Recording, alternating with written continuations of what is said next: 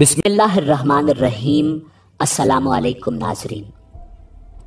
ناظرین، واقعہ کربلا ایک ایسی دکھ بھری داستان ہے جو کئی صدیوں سے اہل اسلام کی آنکھیں نم کیے ہوئے ہے۔ تاریخ واقعہ کربلا بیان کرتے ہوئے زارو قطار رو پڑتی ہے۔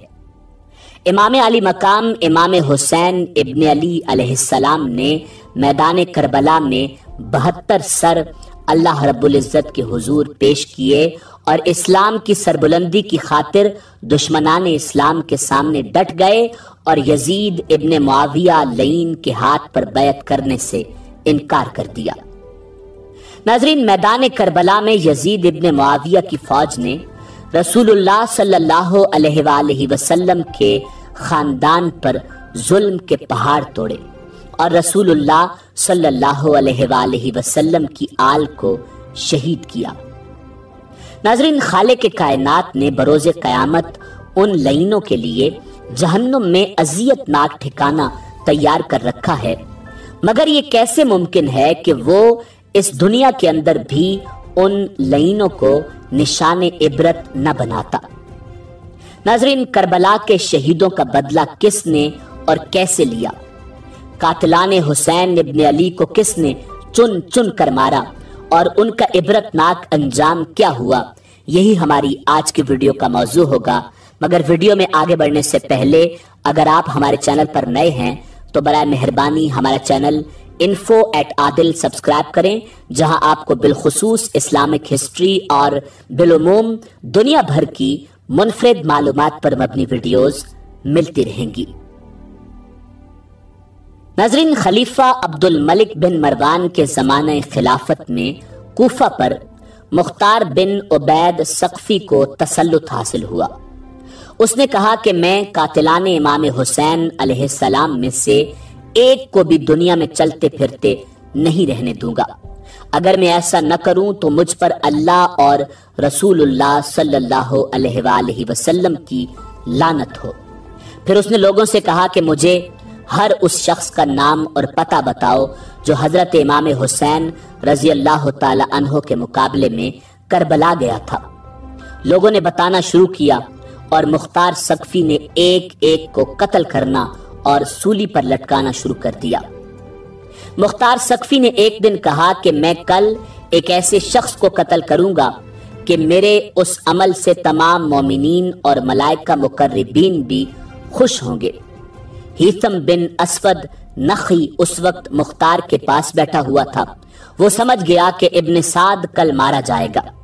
مکان پر آ کر اس نے اپنے بیٹے کو رات میں ابن سعد کے پاس بھیج کر اطلاع کر دی کہ تم اپنی حفاظت کا انتظام کرو، مختار ثقفی کل تمہیں قتل کرنا چاہتا ہے۔ مگر مختار ثقفی چونکہ اپنے خروج کے ابتدائی زمانے میں ابن سعد سے نہایت اخلاق کے ساتھ پیش آتا تھا، اس لیے اس نے کہا کہ مختار ہمیں نہیں قتل کرے گا۔ دوسرے دن صبح کو مختار ثقفی نے ابن سعد کو بلانے کے لیے آدمی بھیجا۔ اس نے اپنے بیٹے خفص کو بھیج دیا۔ مختار ثقفی نے اس سے پوچھا کہ تیرا باپ کہاں ہے؟ اس نے کہا وہ خلوت نشیں ہو گیا ہے، اب گھر سے باہر نہیں نکلتا۔ مختار نے کہا اب وہ رے کی حکومت کہاں ہے جس کے لیے فرزند رسول صلی اللہ علیہ وآلہ وسلم کا خون بہایا تھا؟ اب کیوں اس سے دستبردار ہو کر بیٹھا ہوا ہے؟ حضرت امام حسین کی شہادت کے دن وہ کیوں خانہ نشین نہیں ہوا تھا؟ مختار ثقفی نے اپنے کوتوال کو بھیجا کہ ابن سعد کا سر کاٹ کر لے آئے۔ وہ ابن سعد کے پاس گیا اور اس کا سر کاٹ کر اپنی قبا کے دامن میں چھپا کر مختار ثقفی کے پاس لایا اور اس کے سامنے رکھ دیا۔ مختار ثقفی نے حفص سے پوچھا پہچانتے ہو یہ کس کا سر ہے؟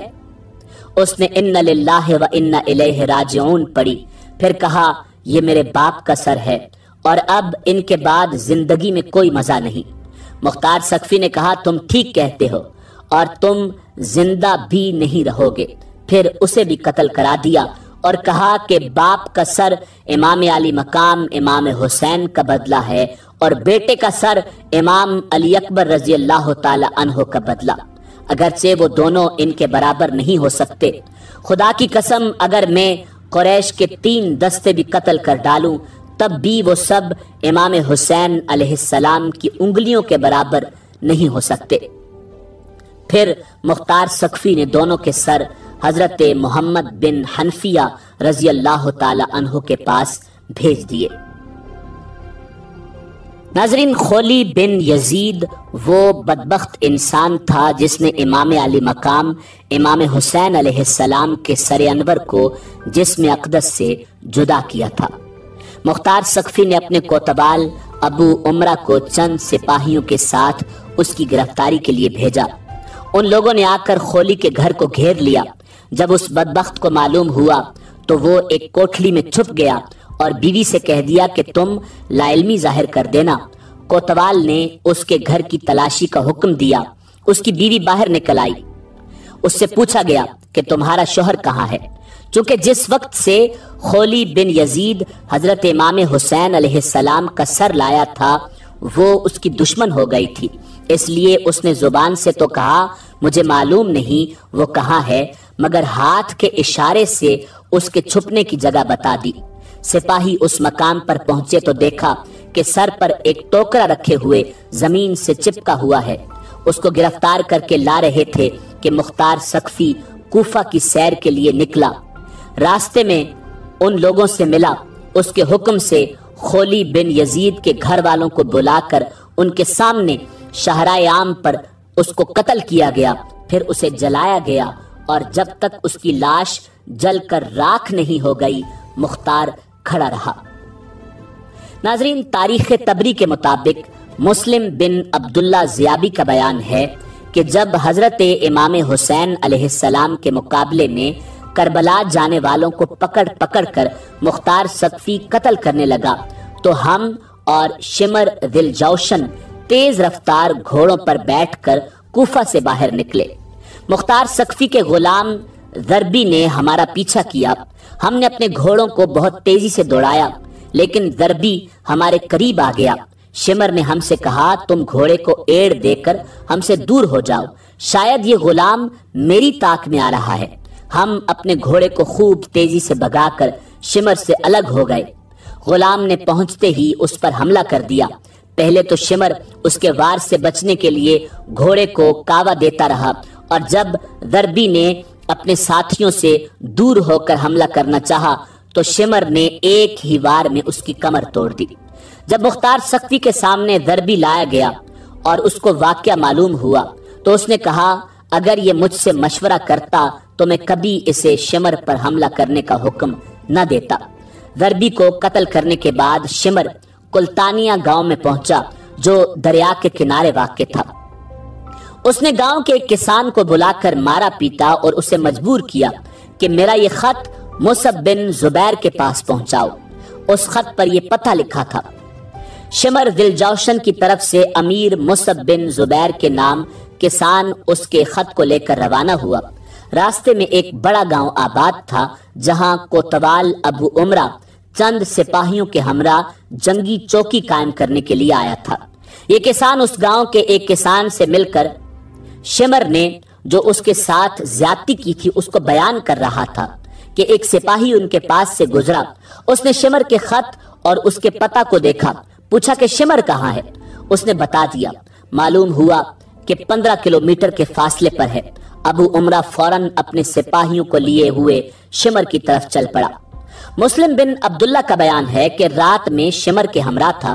میں نے اس سے کہا بہتر ہے کہ ہم لوگ اس جگہ سے روانہ ہو جائیں، اس لیے کہ ہمیں یہاں ڈر معلوم ہوتا ہے۔ اس نے کہا میں 3 دن سے پہلے یہاں سے نہیں جاؤں گا، اور تمہیں خوف غالباً مختار کذاب کے سپاہیوں کا ہے، تم اس سے مرعوب ہو گئے۔ ہم جہاں ٹھہرے تھے وہاں ریچھ بہت زیادہ تھے۔ ابھی زیادہ رات نہیں گزری تھی اور مجھے برابر نیند نہیں آئی تھی کہ گھوڑوں کی ٹاپوں کی آواز آئی۔ میں نے اپنے دل میں کہا شاید ریچھ ہوں گے، مگر جب آواز تیز ہو گئی تو میں اٹھ کر بیٹھ گیا، اپنی آنکھوں کو ملنے لگا اور کہا یہ ریچھوں کی آواز ہرگز نہیں ہو سکتی۔ اتنے میں انہوں نے پہنچ کر تکبیر کہی اور ہماری جھونپڑیوں کو گھیرے میں لے لیا۔ ہم اپنے گھوڑے چھوڑ کر پیدل ہی بھاگے۔ وہ لوگ شمر پر ٹوٹ پڑے جو پرانی چادر اوڑے ہوئے تھا اور اس کے برس کی سفیدی چادر کے اوپر سے نظر آ رہی تھی۔ وہ کپڑے اور زرہ وغیرہ بھی نہیں پہن سکا، اسی چادر کو اوڑے ہوئے نیزے سے ان کا مقابلہ کرنے لگا۔ ابھی ہم تھوڑی ہی دور گئے تھے کہ تکبیر کی آواز کے بعد ہم نے سنا کہ اللہ نے خبیث کا خاتمہ کر دیا۔ پھر ان لوگوں نے اس کے سر کو کاٹ کر لاش کو کتوں کے لیے پھینک دیا۔ ناظرین، صاحب تاریخ طبری لکھتے ہیں کہ عبداللہ بن دیاس، جس نے محمد بن عمار بن یاسر کو قتل کیا تھا، اس نے امام علی مقام امام حسین علیہ السلام کے قاتلان میں سے مختار سقفی کو چند آدمیوں کے نام بتا دیے، جن میں عبداللہ بن اسید جہنی، مالک بن نصیر بدی اور حمل بن مالک محاربی بھی تھے۔ یہ سب اس زمانے میں قادسیہ میں رہتے تھے۔ مختار سقفی نے اپنے سرداروں میں سے ایک سردار مالک بن عمرہ نہدی کو ان کی گرفتاری کے لیے چند سپاہیوں کے ساتھ بھیجا۔ اس نے جا کر ان سب کو گرفتار کر لیا اور عشاء کے وقت لے کر مختار کے پاس پہنچا۔ مختار نے ان لوگوں سے کہا، اے اللہ و رسول اور آل رسول کے دشمنوں، حسین ابن علی کہاں ہے؟ مجھے حسین ابن علی کی زیارت کراؤ ظالموں۔ تم نے اس مقدس ذات کو قتل کیا جن پر نماز میں تمہیں درود بھیجنے کا حکم دیا گیا ہے۔ انہوں نے کہا، اللہ آپ پر رحم کرے، ہمیں ان کے مقابلے میں زبردستی بھیجا گیا تھا، ہم جانے کے لیے راضی نہیں تھے، آپ ہم پر احسان کریں اور چھوڑ دیں۔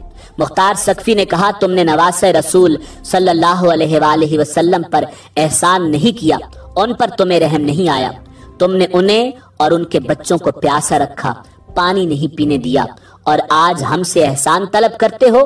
پھر بدی سے کہا، تم نے حضرت امام حسین علیہ السلام کی ٹوپی اتاری تھی؟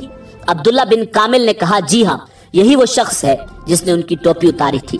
مختار سقفی نے حکم دیا، دونوں ہاتھ پاؤں کاٹ کر اس کو چھوڑ دیا جائے تاکہ اسی طرح تڑپ تڑپ کر یہ مر جائے۔ چنانچہ اس کے حکم پر عمل کیا گیا۔ بدی کے ہاتھوں اور پیروں سے خون کا دھارا بہتا رہا یہاں تک کہ وہ مر گیا۔ اس کے بعد جہنی اور محاربی کو قتل کر دیا گیا۔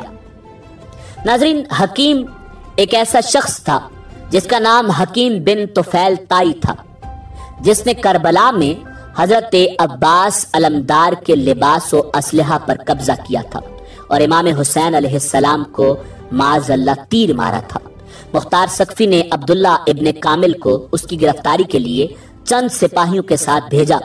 وہ جب مختار سقفی کی طرف پکڑ کر لا رہے تھے، حکیم کے گھر والے عدی بن حاتم، جو حاتم تائی کا بیٹا تھا، اس کے پاس گئے اور کہنے لگے کہ تم مختار سقفی سے سفارش کرو کہ ہمارے بھائی کو چھوڑ دے۔ مختار سقفی کے پاس عدی پہنچا اور سفارش کرنے لگا۔ وہ عدی کے ساتھ عزت سے پیش آیا اور اسے پاس بٹھایا۔ عدی نے اپنے آنے کی غرض بیان کی۔ مختار نے کہا، اے ابو ظریف، کیا آپ قاتلان حسین کے لیے بھی سفارش کرتے ہیں؟ انہوں نے کہا، حکیم پر جھوٹا الزام ہے۔ مختار نے کہا، اچھا تو ہم اسے چھوڑ دیں گے۔ سپاہیوں کو راستے میں معلوم ہوا کہ عدی مختار سقفی کے پاس حکیم کی سفارش کے لیے گیا ہے۔ ان کو لگا کہ اگر حکیم کی سفارش مختار سقفی نے قبول کر لی تو وہ حکیم کو چھوڑ دے گا، اس لیے ان سپاہیوں نے راستے میں ہی حکیم کو قتل کر دیا اور یوں اسے نشان عبرت بنایا کہ اسے ایک کمرے میں بند کیا گیا اور کہا کہ تو نے حضرت عباس ابن علی کے کپڑے اتارے تھے، ہم تیری زندگی میں تیرے لباس اتارتے ہیں۔ چنانچہ ان لوگوں نے اسے بالکل ننگا کر دیا۔ پھر کہا، تو نے حسین ابن علی کو تیر مارا تھا، ہم بھی تجھے تیروں کا نشانہ بناتے ہیں۔ یہ کہہ کر انہوں نے تیروں سے مار مار کر اس کو ہلاک کر دیا۔ ناظرین، ایک شخص جس کا نام زید بن رکات تھا، اس بدبخت نے حضرت عبداللہ بن مسلم بن عقیل کو تیر مارا تھا جو ان کی پیشانی میں لگا تھا۔ انہوں نے پیشانی کو بچانے کے لیے اس پر اپنا ہاتھ رکھ لیا، مگر تیر ایسا لگا کہ ہاتھ بھی پیشانی کے ساتھ پیوست ہو گیا، اور جب کوشش کے باوجود ان کا ہاتھ پیشانی سے جدا نہیں ہو سکا تو انہوں نے بارگاہ الہی میں دعا کی، یا الہ العالمین، ہمارے دشمنوں نے جیسے ہمیں ذلیل کیا ہے تو بھی ان کو ایسے ہی ذلیل کر، اور جس طرح انہوں نے ہمیں قتل کیا ہے تو بھی ان کو قتل کر۔ پھر زید بن رکاد نے ان کے پیٹ میں ایک تیر مارا جس سے وہ شہید ہو گئے۔ ابن رکعت کہا کرتا تھا کہ ان کے پیٹ کا تیر تو میں نے آسانی سے نکال لیا، مگر جو تیر پیشانی میں لگا کوشش کے باوجود وہ نہیں نکل سکا۔ مختار سقفی نے ابن کامل کو اس کی گرفتاری کے لیے روانہ کیا۔ ابن کامل سپاہیوں کے ساتھ پہنچ کر اس پر ٹوٹ پڑا۔ وہ بھی ایک بہادر آدمی تھا، تلوار لے کر اس کا مقابلہ کیا۔ ابن کامل نے اپنے سپاہیوں سے کہا، اسے نیزہ اور تلوار سے ہلاک نہ کرو بلکہ تیر اور پتھر سے مارو۔ سپاہیوں نے اس قدر تیر اور پتھر مارے کہ وہ گر گیا۔ ابن کامل نے کہا، دیکھو اگر جان باقی ہو تو اسے باہر لاؤ۔ چونکہ ابھی جان باقی تھی تو اسے باہر نکالا گیا۔ ابن کامل نے آگ منگوا کر اسے زندہ جلا دیا۔ ناظرین، عبید اللہ ابن زیاد وہ نام نہاد انسان تھا جو یزید کی طرف سے کوفہ کا گورنر مقرر کیا تھا۔ اسی بدبخت کے حکم پر امام علی مقام امام حسین علیہ السلام اور آپ کے اہل بیت کو تمام ایذائیں پہنچائی گئیں۔ یہی ابن زیاد موصل میں 30,000 فوج کے ساتھ اترا۔ مختار سقفی نے ابراہیم بن مالک اشتر کو اس کے مقابلے کے لیے ایک فوج دے کر بھیجا۔ موصل سے تقریباً 25 کلومیٹر کے فاصلے پر دریائے فرات کے کنارے دونوں لشکروں میں مقابلہ ہوا اور صبح سے شام تک خوفناک جنگ رہی۔ جب دن ختم ہونے والا تھا اور آفتاب قریب غروب تھا، اس وقت ابراہیم کی فوج غالب آ گئی۔ ابن زیاد کو شکست ہوئی اور اس کے ہمراہی بھاگے۔ ابراہیم نے حکم دیا کہ فوج مخالف میں جو ہاتھ آئے اس کو زندہ نہ چھوڑا جائے۔ چنانچہ بہت سے لوگ ہلاک کیے گئے۔ اسی ہنگامے میں ابن زیاد بھی فرات کے کنارے محرم کی 10ویں تاریخ سن 67 ہجری کو ہلاک کیا گیا۔ اس کا سر کاٹ کر ابراہیم کے پاس بھیجا گیا۔ ابراہیم نے مختار کے پاس کوفہ بھجوایا۔ مختار نے دارالامارات کوفہ کو آراستہ کیا اور اہل کوفہ کو جمع کر کے ابن زیاد کا سر ناپاک اسی جگہ رکھوایا جس جگہ اس مغرور حکومت اور اس مغرور شخص نے حضرت امام حسین علیہ السلام کا سر انور رکھا تھا۔ مختار نے اہل کوفہ کو خطاب کر کے کہا، اے اہل کوفہ، دیکھ لو امام حسین علیہ السلام کے خون ناحق نے ابن زیاد کو نہ چھوڑا۔ آج اس نامراد کا سر اس ذلت و رسوائی کے ساتھ یہاں رکھا ہوا ہے۔ 6 سال ہوئے ہیں، وہی تاریخ ہے، وہی جگہ ہے۔ خداوند عالم نے اس مغرور فرعون کو ایسی ذلت اور رسوائی کے ساتھ ہلاک کیا۔ اسی کوفہ اور اسی دارالامارات میں اس بے دین کے قتل اور ہلاک پر جشن منایا جا رہا ہے۔ ناظرین، قاتلان امام حسین علیہ السلام پر طرح طرح کے عذاب نازل ہوئے۔ جو لوگ حضرت امام حسین علیہ السلام کے مقابلے میں کربلا گئے اور ان کے قتل میں شریک ہوئے، ان میں سے تقریباً 6,000 کوفی مختار سقفی کے ہاتھوں ہلاک ہوئے اور دوسرے لوگ طرح طرح کے عذابوں میں مبتلا ہوئے۔ علماء کرام فرماتے ہیں کہ ان میں سے کوئی نہیں بچا جس نے آخرت کے عذاب سے پہلے اس دنیا میں سزا نہ پائی ہو۔ ان میں سے کچھ تو بری طرح قتل کیے گئے، کچھ اندھے اور کوڑے ہوئے اور کچھ لوگ سخت قسم کی آفتوں میں مبتلا ہو کر ہلاک ہوئے۔ ناظرین، اسی امید کے ساتھ اجازت دیجیے کہ آپ کو ہماری ویڈیو پسند آئی ہوگی۔ ملتے ہیں بہت جلد ایک نئی تاریخی، تحقیقی اور معلوماتی ویڈیو کے ساتھ۔ اللہ رب العزت آپ کا حامی و ناصر ہو۔